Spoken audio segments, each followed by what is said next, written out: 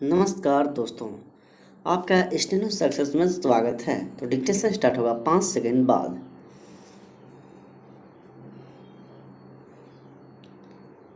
Start. छोटे छोटे हुनर से देश को मजबूती मिलेगी। विश्व युवा कौशल दिवस के अवसर पर यह संदेश देते हुए प्रधानमंत्री नरेंद्र मोदी ने देश की युवा शक्ति से कौशल सीखने और उसमें दक्षता हासिल करने की सलाह दी है। भारत ने आत्मनिर्भर होने तथा स्थानीय स्तर पर उत्पादन व उपभोग को बढ़ावा देने का संकल्प लिया है। हम आत्मनिर्भरता के लक्ष्य को तभी हासिल कर सकेंगे जब हमारी युवा पीढ़ी अपनी क्षमता में बढ़ोतरी करेगी। रोजगार और उत्पादन में कौशल की आधार हो सकता है। स्वतंत्र रूप से उद्यम लगाने या कारोबार करने से लेकर छोटे बड़े उद्योगों में कामकाज के लिए दक्ष होना अनिवार्य है। उद्यमिता का क्षेत्र व्यापक है, इसलिए कौशलों के प्रकार भी बहुत हैं। युवा अपनी दिलचस्पी और ज़रूरत के मुताबिक चयन कर सकते हैं। जैसा कि प्रधानमंत्री ने कहा है, सीखने की यह प्रक्रिया लगातार चलती रहनी चाहिए।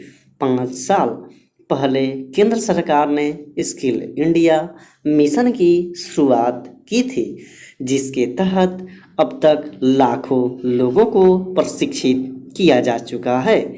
इसमें प्रेरित होकर कई राज्य सरकारों तथा औद्योगिक समूहों द्वारा भी अपने स्तर पर लोगों को कौशल युक्त करने के कार्यक्रम चलाए जा रहे हैं। कुछ दिन पहले कुशल कामगारों के लिए एक वेब पोर्टल भी शुरू हुआ है। इससे एक तो कौशल की उपलब्धता की जानकारी मिल सकेगी, वहीं कंपनियों को आसानी से ज़रूरत के हिसाब से कामगार मिल सकेंगे। लॉकडाउन ने औद्योगिक और कारोबारी गतिविधियों को तो नुकसान पहुंचाया ही है, प्रवासी कामगारों की वापसी से भी नई चुनौतियां पैदा हुई हैं।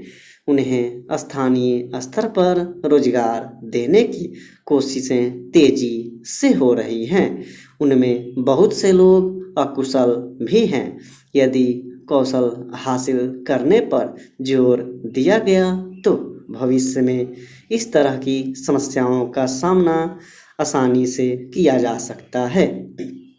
आत्मनिर्भरता के साथ यह भी महत्वपूर्ण है कि हम उत्पादन का निर्यात भी कर सकें, ताकि निवेश व समृद्धि के लक्ष्यों को प्राप्त किया जा सके। प्रधानमंत्री मोदी ने कहा है कि दूसरे देशों की ज़रूरतों की जानकारी मुहैया कराई जाएगी, ताकि उनके अनुसार उत्पादन को बढ़ावा मिल सके और उसी हिसाब से कौशल भी सीखा जाए। ऐसा कर हम वैश्विक अर्थव्यवस्था में अपनी मजबूत जगह बना सकते हैं। हम सभी जानते हैं कि न तो हमारे पास संसाधनों की कमी है और न ही कामगारों की समुचित निवेश की उपलब्धता भी है। इसके बावजूद उत्पादन में अनेक देशों से पीछे होने की एक बड़ी वजह हमारे कामगारों का अकुशल होना है। हमारे देश के कुल कार्यबल में महज 2.3% लोग ऐसे हैं जिनके पास कामकाजी कौशल है। इस तथ्य के आलोक में देखें तो कौशल सीखने पर प्रधानमंत्री के जोर देने तथा स्किल इंडिया जैसी पहलों की अहमियत को समझा जा सकता है। युवा पीढ़ी को कौशल युक्त बनाने के लिए सरकार, उद्योग जगत और समाज को मिलजुल कर काम करने की ज़रूरत है।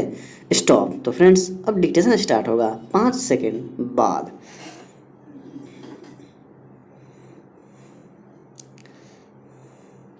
स्टार्ट। भगवान आदि गुरु हैं, अतः गुरु परंपरा का व्यक्ति ही अपने शिष्य को भगवान का संदेश प्रदान कर सकता है। कोई अपनी निजी विधि का निर्माण करके स्वरूपशील नहीं बन सकता है।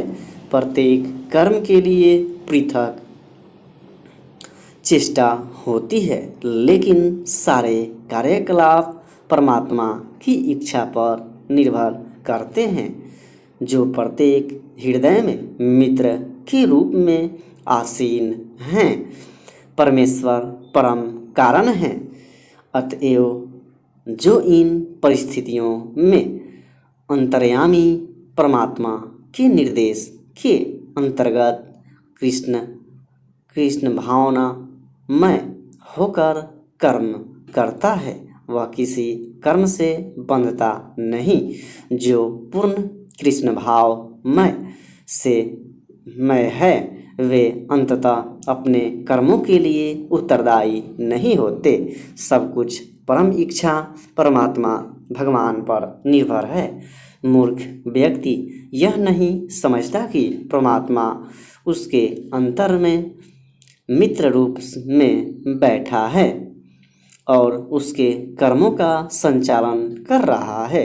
कर्म के उपकरण इंद्रियां हैं और आत्मा इन्हीं इंद्रियों द्वारा विभिन्न कर्म करती हैं। अतएव मनुष्य को चाहिए कि वह केवल कुछ भौतिक कारणों को ही न देखे, अपितु परम सक्षम कारण को भी देखे। जो परमेश्वर को नहीं देखता, वह अपने आप को ही कर्ता मान लेता है, जो कि कतई उचित नहीं है।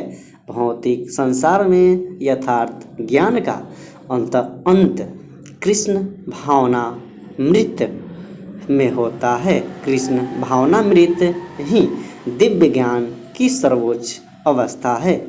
सर्वविदित है कि ज्ञान की उन्नति के बिना यज्ञ केवल भौतिक कर्म बनकर रह जाता है, किंतु जब उसे दिव्य ज्ञान के स्तर तक पहुंचा दिया जाता है, तो ऐसे सारे स्तर आध्यात्मिक स्तर प्राप्त कर लेते हैं। आदिकाल से ही इस संसार में समस्त यज्ञों का यही प्रयोजन है कि जीव को पुनर्ज्ञान प्राप्त हो, जिससे वह भौतिक घटकों से छुटकारा पाकर अंत में परमेश्वर को की दिव्य सेवा कर सके। चेतना भेद के अनुसार ऐसे कर्मयज्ञ कभी कभी कर्मकांड कहलाते हैं और कभी ज्ञानकांड यज्ञ वही श्रेष्ठ है जिसका अंत ज्ञान में हो। निसंदेह आत्मा साक्षात्कार का मार्ग कठिन है, अतः भगवान का उपदेश है कि उन्हीं से प्रारंभ होने वाली परंपरा के सिद्धांत का पालन किए बिना कोई प्रामाणिक गुरु नहीं बन सकता। स्टॉप। तो फ्रेंड्स मिलते हैं नेक्स्ट वीडियो में, तब तक के लिए जय हिंद जय भारत।